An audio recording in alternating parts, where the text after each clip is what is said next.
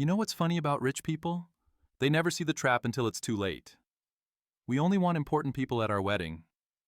Ken, not your immigrant friends. My daughter's fiancé just sealed his fate with 11 words. Austin Palmer, investment banker, old Westchester money, Yale graduate, standing in my modest living room Thursday night, dismissing 3 decades of sweat and sacrifice. I didn't raise my voice, didn't defend myself, just nodded slowly. That calm smile my construction crews know means someone's about to learn a very expensive lesson. See, Austin thought he was talking to some lucky contractor. He had no idea the unimportant immigrant he was dismissing owned the relationships that would make or break his perfect $100,000 wedding. 24 hours later, his wedding would vanish. His reputation would crumble. And 150 guests would witness exactly who the important people really were. Subscribe to know how I made a $100 million empire disappear his American dream in one night. But first, let me show you how this played out. The disrespect didn't start Thursday night. It had been building for months, one small cut at a time. It began in March when Austin first saw my guest list. 27 names, my construction crew, foremen, the guys who'd helped me build Sterling construction from nothing. Tony Ritchie, who taught me American building codes when I spoke broken English. Mike Sullivan, who vouched for me when banks wouldn't look at an immigrant twice. These weren't just employees, they were brothers. Dad, maybe we should reconsider some of these invitations, Elena said gently, Austin's arm around her shoulders. The Palmer family has certain expectations. Austin nodded approvingly. It's nothing personal, Ken, but a wedding reflects the families involved. We need to think about optics. Optics. That word would haunt me for weeks. By April, my list had been refined. The construction guys were out. My poker buddies from the old neighborhood gone. Even Mrs. Rodriguez, who'd watched Elena grow up while I worked 18-hour days, too informal for a Palmer wedding. We're keeping it intimate, Austin explained, reviewing seating charts at my kitchen table. Just family and people who matter in our circles. I watched my daughter's face during these conversations. Elena, my pride and joy, the first Sterling to graduate college. She'd squirm uncomfortably, but never spoke up. Love makes you blind, I told myself. She'll see eventually. But it got worse. In May, Austin suggested I might want to upgrade my wardrobe for wedding-related events. He handed me a business card for his family's tailor. Nothing offensive, Ken, but you'll be meeting some important people. First impressions matter. Important people. There was that phrase again. The real slap came during the venue walkthrough at Westchester Country Club in June. I'd paid the $500 deposit myself money. I'd earned lane brick in 100-degree heat while Austin was playing lacrosse at prep school. This is Elena's father.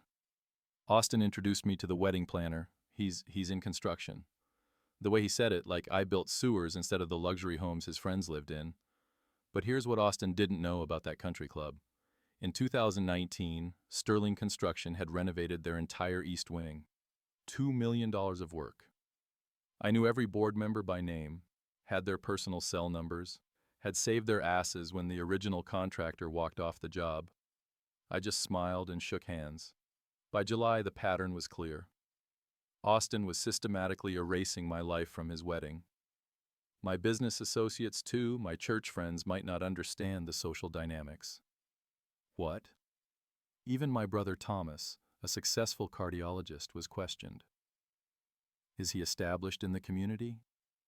Thomas had been saving hearts for 20 years, but apparently that wasn't established enough for the Palmers. The final insult came 3 weeks ago. Austin arrived at my house with revised seating charts. I found myself at table 12 in the back corner next to the kitchen doors.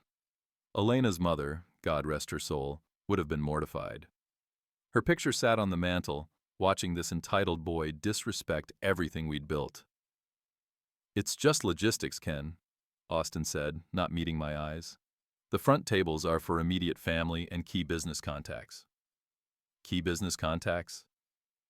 I'd built a $120 million company from nothing. Sterling Construction employed 340 people, had completed 847 projects across 3 states.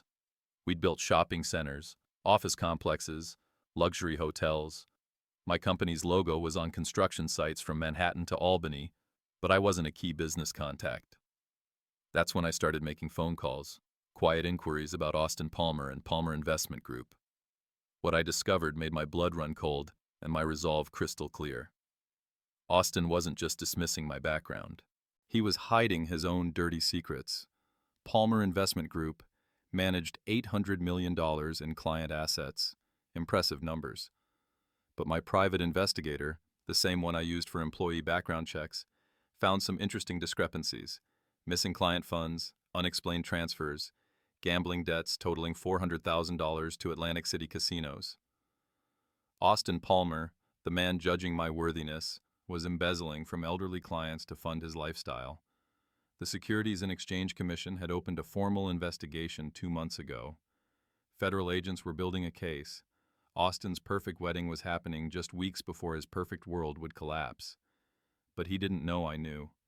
He thought he was marrying into money, my money to solve his problems. The wedding was his last hurrah before the inevitable. Thursday night, when he stood in my living room and dismissed my immigrant friends, something clicked. This wasn't about social status anymore. This was about character. This was about a man who'd never earned anything, questioning the worth of a man who'd earned everything. Austin thought he was dealing with just another immigrant contractor who'd gotten lucky. What he didn't realize was that luck had nothing to do with it. For 30 years, I'd built more than buildings. I'd built relationships, trust, respect, a reputation that opened doors and moved mountains. Friday morning, Austin Palmer would discover exactly how many mountains I could move and exactly how quickly his perfect wedding could disappear. Friday morning, 7:30 a.m. My phone rang while I was reviewing Sterling Construction's weekly reports. Austin's name flashed on the screen. I always record my business calls. 30 years in construction taught me that people say things, then deny them later. Austin was about to give me the gift of his own words. "Ken, we need to talk." His voice carried that entitled edge I'd grown to hate. "I've been thinking about yesterday's conversation." "Have you?" "Now look, I need you to understand something. This wedding isn't just about Elena and me. It's about 2 families coming together. The Palmer name has meant something in Westchester for 4 generations. I stayed quiet. Let him dig his own grave. My mother is hosting a pre-wedding dinner next Thursday. The guest list is selective. We're talking about people who've shaped this community. Business leaders, political figures, old families. I see. The thing is, Ken, your people, your friends from the construction site, they wouldn't be comfortable in that environment. And honestly, they might make other guests uncomfortable too." My grip tightened on the phone. "My people, don't take it personally. It's just reality. Look at the Hendersons. Their daughter married that tech entrepreneur last year. Beautiful wedding, but they kept the guest list complimentary. His Silicon Valley crowd, her Greenwich Society friends, everyone stayed in their lane. Their lane. This boy was actually telling me to stay in my lane. Austin, let me ask you something. What exactly do you think I do for a living?" A pause. "You're in construction. You do well for yourself, obviously. Elena mentioned you own your own company, Sterling Construction, right? And that's great, Ken. Really, my grandfather always said America needs skilled tradesmen. You've built a nice business, but this wedding, the people attending, we're talking about a different level of society. A different level of society." The man was literally explaining social hierarchy to me like I was a child. "Tell me about this different level, son."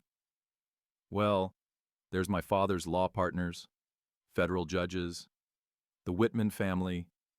They own the largest bank in the county. Senator Morrison will be there. These are people who move markets, who influence policy. They speak a certain language. What language is that? The language of real power, Ken. Old money, established influence.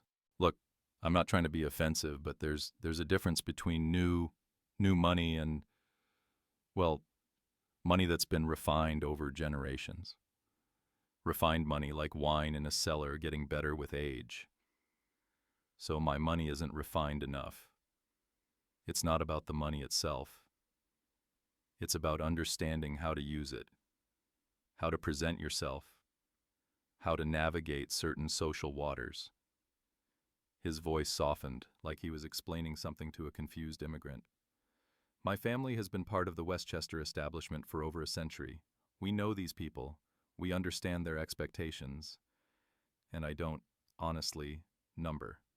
And that's okay. You've achieved the American dream. You came here with nothing and built something. That's admirable. But Elena is marrying into a different world now. A world with different rules. The American dream. He said it like I'd won a participation trophy. Different rules. Exactly. Look, Ken, I need you to understand something. This marriage is Elena's chance to elevate herself, to become part of something bigger than, well, bigger than where she came from. But that requires sacrifice. It requires leaving certain things behind. Certain things like her father's history, like the people who'd helped build her life. What exactly are you asking me to do, Austin? I'm asking you to think about what's best for Elena. Maybe you could host a separate celebration for your people. Something more casual. A barbecue, maybe after the official wedding. That way, everyone's included, but in appropriate settings. A barbecue for the unimportant people. And you think this is what Elena wants? Elena wants to fit in with her new family. She wants to be accepted, and she will be, as long as we're thoughtful about how we handle these transitions. Ken, I'm going to be very direct with you. This wedding is about Elena's future, our future. The Palmer family has connections that could benefit her career, her social standing, her entire life trajectory, but that requires us to be strategic about associations. I was an association to be managed. You know what, Austin, you're absolutely right. I am completely. This wedding should absolutely reflect the kind of people you and Elena associate with. Exactly. I knew you'd understand. Oh, I understand perfectly. In fact, I think I understand better than you do. Something in my tone must have changed because Austin went quiet. Is everything okay, Ken? Everything's perfect, son. You've made everything crystal clear. Good. So we're on the same page about the guest list adjustments. We're definitely on the same page about who belongs at this wedding. After I hung up, I sat in my office for 5 minutes listening to the recording play back. Every word, every insult, every casual dismissal of my life, my friends, my worth. Austin had just given me 23 minutes of ammunition. More importantly, he'd given me moral permission for what came next. By noon, Austin Palmer would learn the difference between inherited privilege and earned power. The hard way. I made the decision at 11:47 a.m., staring at my daughter's graduation photo on my desk. Elena, valedictorian at Forum Business School, the first Sterling to wear a cap and gown. I'd worked double shifts for 4 years to pay her tuition, never missing a parent conference, never missing a graduation ceremony. That girl was my everything. But she deserved better than Austin Palmer. My phone buzzed, Elena calling. Dad, Austin said you two had a good conversation this morning. He said you understood about the wedding arrangements. Her voice sounded relieved but fragile, like she'd been holding her breath for months. We definitely understood each other, sweetheart. Good. I know this has been complicated, but Austin's family has certain traditions. And honestly, Dad, this could be really good for my career. His father's law firm represents some major corporations. There could be opportunities. Elena, yes. Do you love him? Silence. Too long of a silence. Of course I love him, Dad. Why would you ask that? Because love doesn't ask you to be ashamed of where you came from. Another pause. When she spoke again, her voice was smaller. I'm not ashamed, Dad. I'm trying to fit into his world. And sometimes that means making adjustments. Adjustments, just like her fiancé said. Honey, let me ask you something. When you bring Austin to our house, does he ask about the photos on the mantle? About your mother's story? About how we got here? Dad? Does he ask about the business? About the people who helped us? Does he want to know anything about the life that gave him the woman he claims to love? Silence. Elena, a man who truly loves you doesn't ask you to erase your history. He celebrates it. It's not that simple, Dad. His family, they have expectations. And what about our family? What about our expectations? I heard her crying softly. My heart broke. Dad, I just want this to work. I want to be accepted. Baby girl, you don't need to be accepted by people who don't accept you as you are. After she hung up, I sat there for 10 minutes thinking about the man Elena was about to marry. A man who saw her father as a liability. A man hiding his own crimes while judging my character. A man who would spend their marriage teaching her to be ashamed of the very strength that made her extraordinary. That's when I opened my laptop and started making calls. First call, Marcus Webb, my private investigator. Marcus, I need everything you can get me on Austin Palmer and Palmer Investment Group. Financial records, client complaints, SEC filings, everything. How fast do you need it? By 3 p.m. Jesus, Ken, that's pushing it.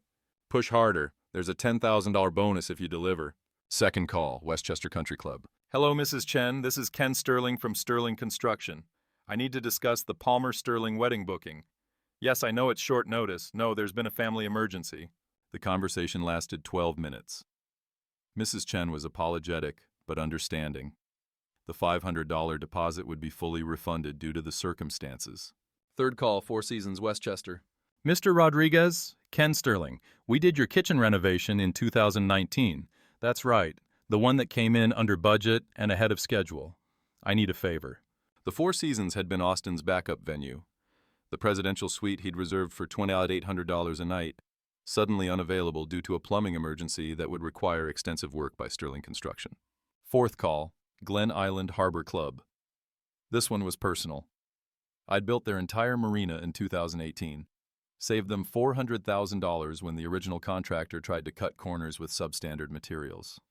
The owner, Bill Patterson, owed me more than money. He owed me his reputation. Bill, it's Ken. I need the Palmer wedding booking canceled. No, I can't explain right now. Yes, I know it's their biggest event this quarter. Bill, trust me on this one. By 2 p.m., Austin Palmer's perfect wedding venues were disappearing one by one. But I wasn't done. At 2:47 p.m., Marcus called back. Ken, you're not going to believe what I found. Austin Palmer is in deep. The SEC has been investigating Palmer Investment Group for 8 months. Client fund misappropriation. We're talking $2.3 million in suspicious transfers. Keep going. It gets worse. The guy has gambling debts, big ones. $400,000 to 3 different casinos. There's chatter he's been using client money to cover losses. When does this go public? FBI raid is scheduled for Monday morning. Arrest by Tuesday. Austin Palmer had 1 weekend left as a free man. 1 weekend to learn what happened when you disrespected the wrong immigrant. Friday, 3:15 p.m. Austin's panic started with a phone call from his wedding planner. I know because Elena called me 20 minutes later, her voice shaking. Dad, something weird is happening. Austin just got a call from the wedding planner. The country club canceled our booking. They said there was a family emergency, but that doesn't make sense. We had contracts. That is strange, honey. And the Four Seasons just called too. They said there's a plumbing issue in the presidential suite. Major repairs needed. They're refunding our deposit. I made sympathetic noises while reviewing my construction company's client list. 30 years of building relationships was about to pay dividends. Dad, Austin is freaking out. He's calling everyone he knows, trying to find another venue, but everything good is booked months in advance. I'm sure he'll figure something out. What Austin didn't know, what nobody knew except me, was exactly how deep Sterling Construction's roots ran in Westchester County. We hadn't just built buildings, we'd built the infrastructure of an entire community's social life. 3:45 p.m., my phone rang. Glen Island Harbor Club. Mr. Sterling, this is Jennifer from Glen Island. I wanted to personally apologize about the Palmer wedding cancellation. Mr. Patterson explained there were family circumstances. I appreciate you calling, Jennifer. We're refunding the full $15,000 deposit, of course. And Mr. Patterson wanted me to tell you that if you need anything else, anything at all, just call. Bill Patterson understood loyalty. When his marina project had hit permitting problems in 2018, I'd personally walked the plans through City Hall, called in favors, smoothed the way. The Harbor Club had opened on schedule because of relationships I'd spent decades building. 4:20 p.m., Elena called again. Now she sounded scared. Dad, 3 more venues just canceled. The Rye Golf Club, Sleepy Hollow Country Club, even the Maritime Aquarium in Norwalk. They all have different excuses, but Austin says this can't be a coincidence. It wasn't a coincidence. It was a masterclass in leverage. Rye Golf Club. Sterling Construction had built their new clubhouse in 2020. The project manager still sent me Christmas cards. Sleepy Hollow. We'd renovated their entire pro shop after the 2019 flood, saved them $200,000 by working around their tournament schedule. Maritime Aquarium. My company had installed their new HVAC system. The curator's daughter worked in my accounting department. Dad, Austin thinks someone is sabotaging us. He's talking about hiring a private investigator. That seems extreme, honey. Is it? Dad, Austin asked me something today. He asked if you knew people at these venues, if you had connections. I stayed quiet. Dad, what did you tell him? I said you were just a construction contractor, that you wouldn't have that kind of influence. Just a construction contractor. Even my own daughter had bought into Austin's narrative. Elena, let me ask you something. In 30 years, how many buildings do you think Sterling Construction has worked on? I don't know, dozens. 847 completed projects. Shopping centers, office buildings, restaurants, hotels, country clubs, private homes. We've employed over 600 people over the years. Subcontractors, suppliers, vendors. We've done business with every major construction supply company from here to Albany. Silence. When you build someone's dream, Elena, they remember. When you save their project, solve their problems, deliver on time and under budget, they remember. When you employ their sons, hire their cousins, sponsor their little league teams, they remember. Dad, what are you saying? I'm saying that maybe Austin doesn't understand what 30 years of honest work actually builds. 5:30 p.m. Austin called me directly. His voice was tight, controlled, but I could hear the panic underneath. Ken, I need to ask you something, and I need you to be straight with me. Of course. Do you have business relationships with any of the venues we've been looking at? I've done work for various clients over the years. Why? Because 7 venues canceled our wedding today. 7? That doesn't happen by accident. That does seem unusual. Ken, I need to know, are you interfering with my wedding? The question hung in the air. Austin Palmer, the man who'd spent months explaining to me how unimportant I was, now suspected I had the power to dismantle his perfect day. Austin, let me ask you something. Yesterday, you told me I didn't understand important people. Today, you're asking if I have enough influence to affect your wedding. Which is it? Silence. I mean, according to you, I'm just an immigrant contractor who got lucky. How could someone like me possibly have connections to 7 different high-end venues? Ken? Unless, of course, you were wrong about what I built here. Unless 30 years of hard work actually earned me something more than luck. I could practically hear him sweating. Look, if there's been some kind of misunderstanding... No misunderstanding, Austin. You've been very clear about your opinion of me, and I've been very clear about understanding exactly where I stand. What do you want? There it was. The question that proved Austin Palmer finally understood who held the power. I want you to have exactly the wedding you deserve, son. Exactly the wedding that reflects who you really are. Meaning what? Meaning a man who builds his life on other people's money while hiding his own crimes probably shouldn't be throwing elaborate parties. Dead silence. That's right, Austin. I know about Palmer Investment Group. I know about the SEC investigation. I know about your gambling debts. I know exactly who you really are. You can't prove anything. Monday morning, the FBI will prove plenty. But don't worry about Monday. Worry about tomorrow. Because tomorrow, 150 guests are going to discover that the man judging everyone else's worth isn't worth himself. I hung up. Austin Palmer had asked for important people at his wedding. Tomorrow he'd get them. FBI agents counted as important people, didn't they? Saturday morning, 8:15 a.m. Austin showed up at my office unannounced. I was reviewing blueprints when my secretary buzzed me. Mr. Sterling, there's an Austin Palmer here to see you. He seems agitated. Send him in. Austin walked through my office door like he owned the place, but his confidence was cracking. Designer suit wrinkled, hair disheveled, dark circles under his eyes. This was a man who hadn't slept. We need to talk. I gestured to the chair across from my desk. Have a seat. He remained standing, trying to project authority in a room that screamed my success. Awards on the walls, photos of construction projects, a framed copy of my first building permit from 1995, the American dream made tangible. You think you're clever, don't you? I leaned back in my chair. I think I'm thorough. 11 venues, Ken, 11. Every single backup option we had gone overnight. That's unfortunate. You did this. Did what exactly? His hands were shaking. You've systematically destroyed my wedding. Used your connections to shut down every venue in the county. Austin, yesterday you told me I was just a lucky contractor.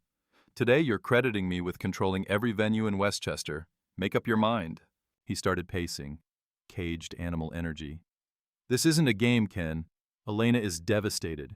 Her dream wedding is ruined because you can't handle being excluded from the cool kids' table. Excluded from the cool kids' table. Still talking to me like I was a child.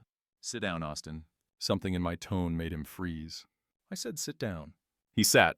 I opened my desk drawer and pulled out a manila folder. 47 pages of SEC investigation documents. Austin's eyes went wide when he recognized the federal letterhead.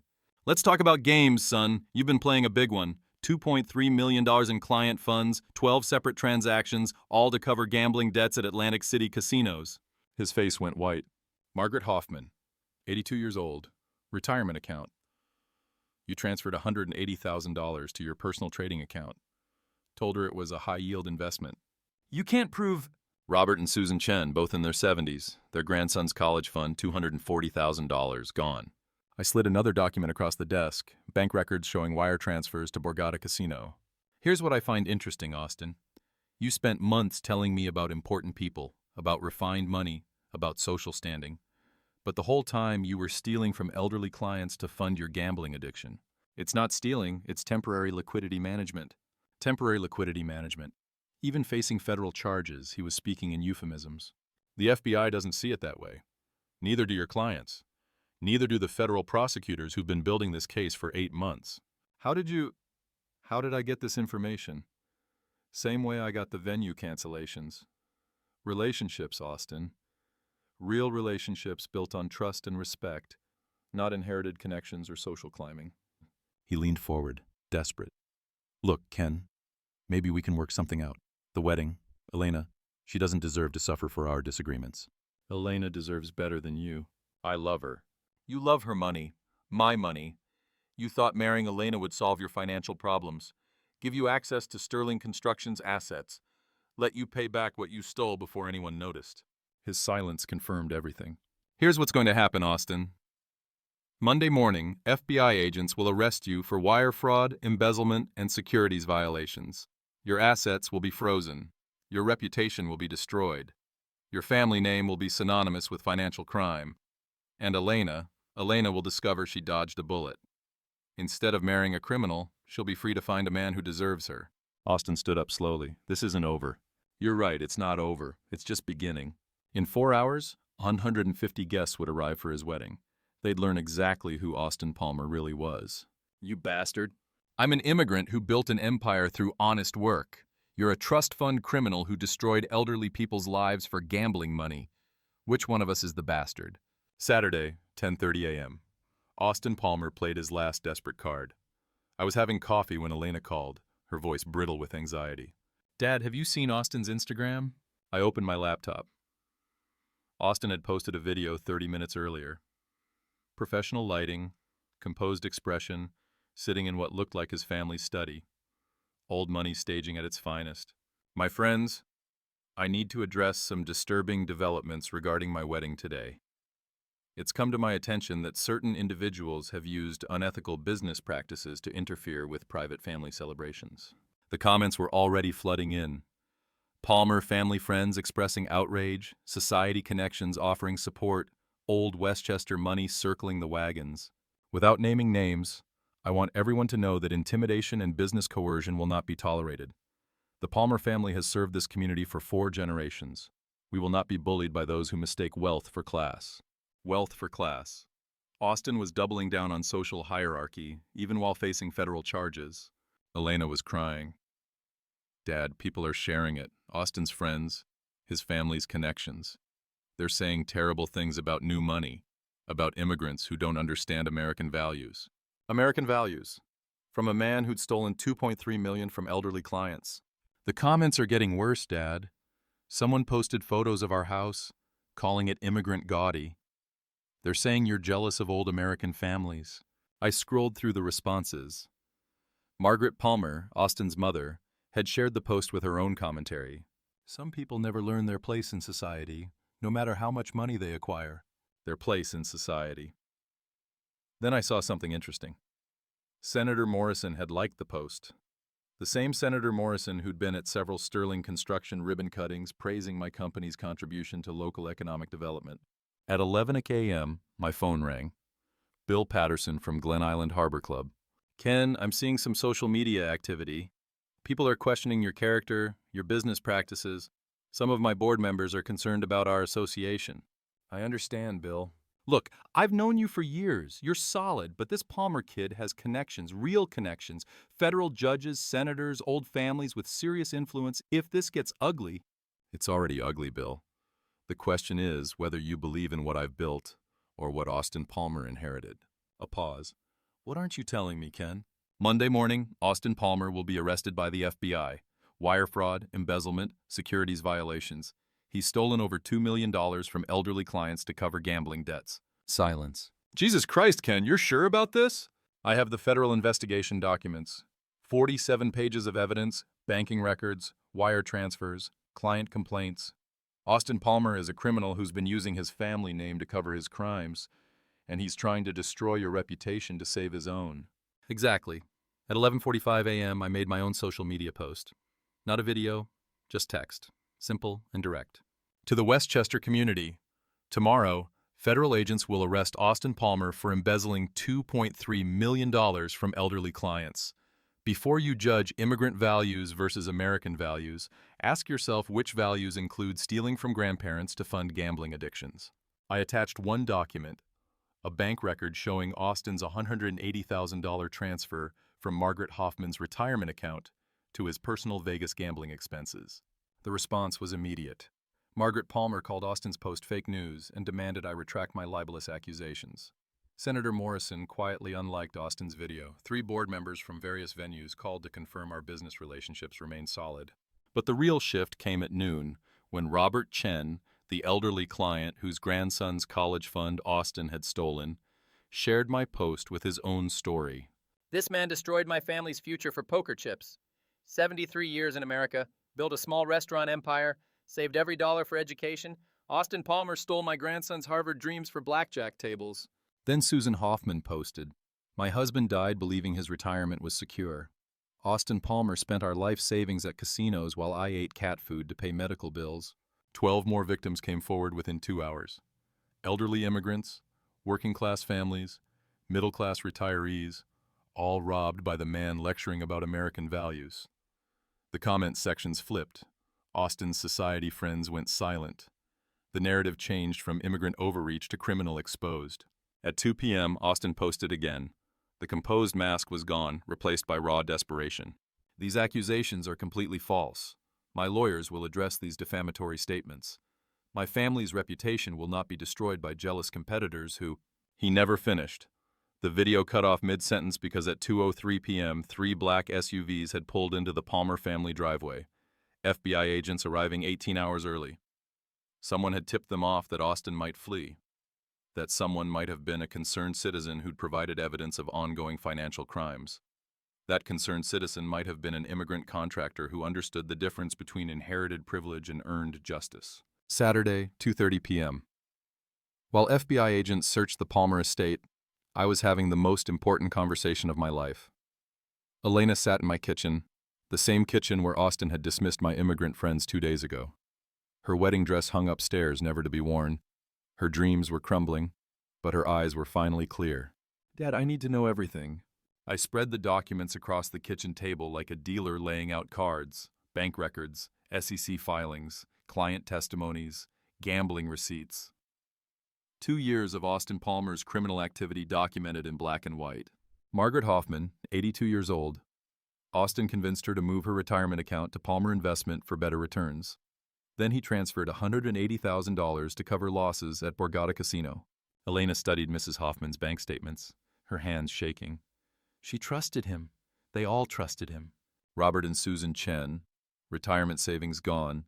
The Williams family, their daughter's medical fund disappeared. 12 families, Elena.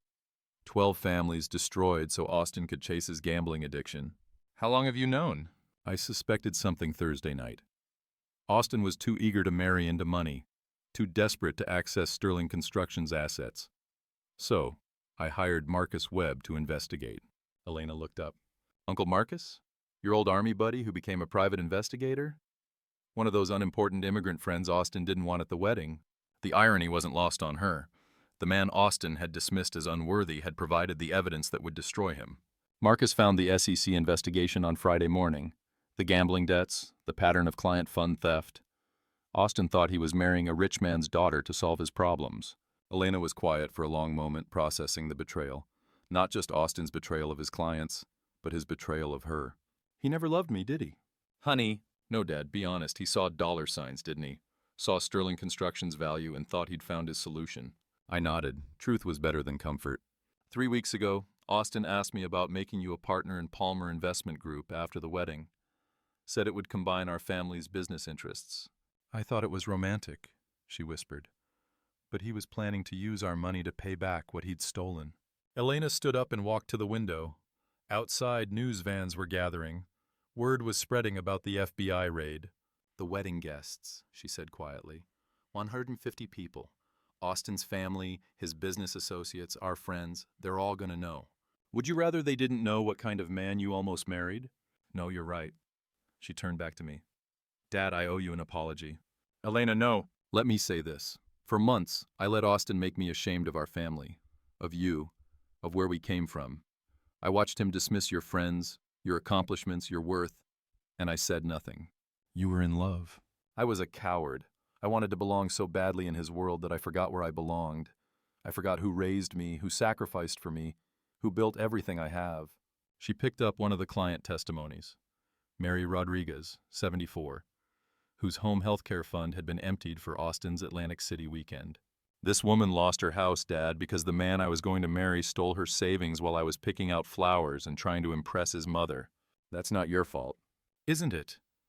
I knew Austin was gambling. I knew he had debts. When bills started arriving at my apartment, when he started asking me about your business, about our family's assets, I ignored the red flags because I wanted the fairy tale. The kitchen phone rang. Margaret Palmer. I let it go to voicemail. Dad, there's something else. Last month, Austin asked me to co-sign a loan application. Said it was for a business expansion. I almost did it. Almost? I came to you, remember? Asked about potentially investing in Austin's company. You suggested I wait until after the wedding to make any financial commitments. I remembered. Elena had been excited about joining their business interests. I'd stalled, told her to focus on wedding planning first. Something about Austin's eagerness had bothered me. If I'd signed that loan, Elena, you'd be legally responsible for his debts. You'd have been his exit strategy. She sat back down, the full scope of Austin's manipulation finally clear. He didn't just steal from his clients, Dad. He was planning to steal from us, too. The good news is he failed, and Monday morning, justice catches up with him. Elena looked at the evidence spread across our kitchen table. 12 families destroyed, millions stolen, lives ruined. Dad, I want to do something for these families. Mrs. Hoffman, the Chens, all of them. Sterling Construction should help them somehow. That's when I knew my daughter was going to be just fine. Saturday, 4:00 p.m. The Sterling family estate was buzzing with confused energy. Against all odds, Elena had made a decision. The wedding was canceled, but the gathering would go on. 150 guests had traveled for this day. They deserved to know the truth. Ladies and gentlemen, thank you all for coming. Elena stood on the back patio, still in her wedding dress, but her veil was gone. Behind her, the Hudson River sparkled in the afternoon sun. I know you're confused about the venue changes, the last-minute messages. I want to explain everything. I watched from the kitchen window as our guests assembled on the lawn. Austin's family sat in the front row. Margaret Palmer, pale and furious, flanked by federal judges and old Westchester families. My construction crew stood in the back, uncomfortable in their borrowed suits, but loyal to the end. Senator Morrison was there, looking increasingly nervous as FBI agents took discreet positions around the property perimeter. Elena's voice carried across the gathering.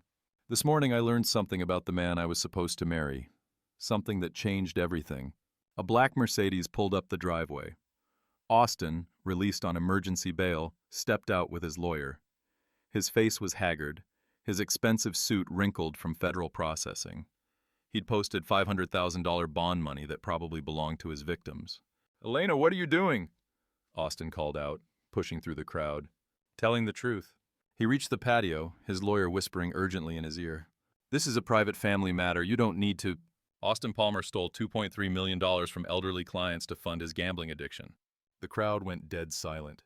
You could hear the Hudson River lapping against the dock. Margaret Palmer stood up. "This is outrageous. How dare you make such accusations?" "FBI agents arrested him 6 hours ago," Elena continued.